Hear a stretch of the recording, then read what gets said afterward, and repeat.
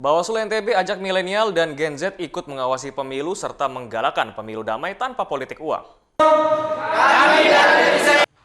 Komisioner Bawaslu Bidang Pencegahan dan Komunikasi Masyarakat Nusa Tenggara Barat mengajak partisipasi dari milenial dan Gen Z serta masyarakat untuk mengawasi pemilu.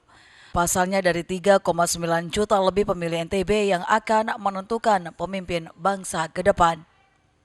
Koordinasi Divisi Pencegahan dan Humas Bawaslu NTB, Hasan Basri, mengatakan dengan keterbatasan jumlah personel pengawas desa dan pengawas TPS, tidak akan bisa mengawasi secara maksimal pemilu sehingga langkah konkret yang diambil oleh Bawaslu mengajak semua tokoh lintas agama membentuk kampung pengawasan pemilu mengantisipasi politik uang yang sangat masif terjadi di jelang pencoblosan. Bersih itu begini loh.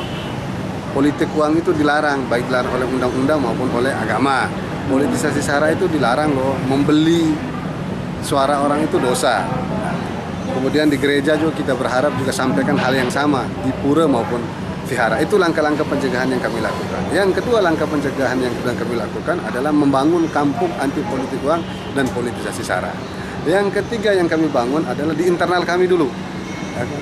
Soal integriti penyelenggara pemilu di level ad hoc. Siapa di level itu? Panwascam, PKD, dan pengawas TPS. Sementara itu, pengamat politik UIN Mataram juga menyoroti soal peran partisipatif dari milenial dan Gen Z sangat krusial dalam pengawasan pemilu yang mampu menentukan arah pemilu dan hasil pemilu tahun ini. Dari data KPU mencatat hampir 55% dari 3,9 juta pemilih merupakan anak muda atau pemilih pemula yang artinya 1,5 juta memilih adalah anak muda. Selain itu, pengamat politik UIN Mataram menilai politik uang bukan politik uang satu-satunya cara untuk mendulang suara termasuk suara pemilih pemula karena mereka merupakan pemilih rasional yang akan mempertimbangkan keunggulan, potensi, serta program yang dimiliki oleh caleg.